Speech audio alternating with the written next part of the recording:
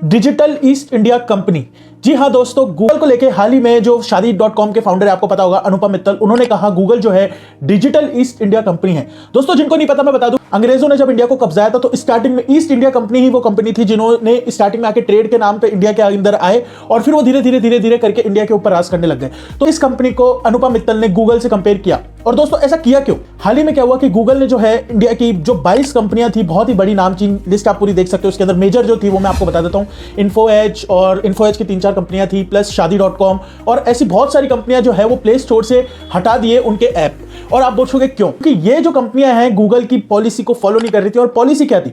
Policy ये थी, अगर मैं आपको शॉर्ट में समझाऊं तो ये देखो, आप इस मीम के अंदर देखो, अगर आपको शिवाजी द बॉस का वो सीन याद है जिसके अंदर वो आके बोलता है कि जो बुखारा होता है, फिर वो बोलता है कि इसमें से आधा मुझे दे दो, तो फिर वो बोलता है कि पागल समझा या इसमें से नहीं, मतलब पैसे में से। पॉइंट इज कि जो भी लोग ये अपने ऐप में, जैसे शादी.com में आप वर या वधू ढूंढने जाओगे और आप जो पेमेंट करोगे उसमें से 15, 20, 30% जो है वो गूगल को दे दो। और आप बोलोगे कि यार मतलब ये तो गलत है, लेकिन दोस्तों ये तो हो रहा है। गूगल के अंदर जितने भी प्ले स्टोर में ऐप में आप ऐप के अंदर परचेजिंग करते हो, इंक्लूडिंग यूट्यूब, खैर यूट्यूब के अंदर तो बहुत अच्छा रेवेन्यू रहता है, लेकिन उसके अलावा और भी जितने भी ऐप्स है, सबका 15 से लेकर 30% इनकी एक पॉलिसी होती है, उसके अकॉर्डिंग गूगल के पास जाता है। और ये जो कंपनियां थी 22-23 कंपनियां, ये जो है वो इस पॉलिसी को फॉलो नहीं कर रही थी। और आप सोच के देखो, एक बार इमेजिन करो, आप एक कंपनी हो, आपने बहुत मुश्किल से अपना स्टार्टअप फाउंड किया, आपने बहुत अच्छा उसको बनाया, और फिर जब आप लोगों से उससे पेमेंट लेते हो और लोग पे भी करते हैं, उसका 30% आपकी हार्ड अर्न्ड इनकम का, बहुत ही एक मेहनत से स्टार्टिंग किए गए रेवेन्यू सेगमेंट का गूगल जो है 30% ले जाता है सीधे सीधे। और ये हो भी रहा है।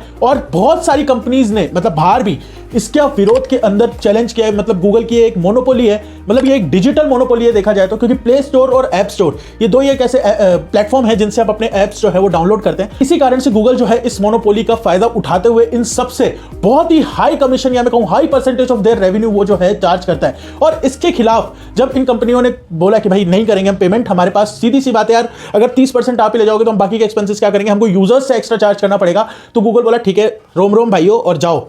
और आप बोलोगे कि यार मतलब इसके खिलाफ तो अपन को कानून के अंदर आवाज उठानी चाहिए, गूगल ऐसे थोड़ी कर सकता है, इंडिया में है सीसीआई भी है, कंपटीशन कमीशन भी है। तो ये मैं बता दूं, ये जो है सुप्रीम कोर्ट के पास गूगल ने पहले इसकी बात चली थी, सुप्रीम कोर्ट ने परमिशन दी, तब ही ये कंपनियां हटी है। गूगल का तर्क ये है कि बाकी जितनी भी इंडिया की कंपनियां वो तो कंप्लाई कर ही रही है, तो इन 22-23 कंपनियों को कंप्लाई करने में क्या प्रॉब्लम है? अब अगर हम इनसे पैसा नहीं लेंगे तो फिर क्या होगा? तो फिर जो ये बाकी की कंपनियां हैं वो बोलेंगी कि यार आप इनसे तो पैसे नहीं ले रहे हो और हमसे ले रहे हो। तो इस चक्कर में हमें इनसे भी मजबूरन हमें पैसा चार्ज करना पड़ेगा, क्या कि मामला बराबर होना चाहिए ना इस चक्कर।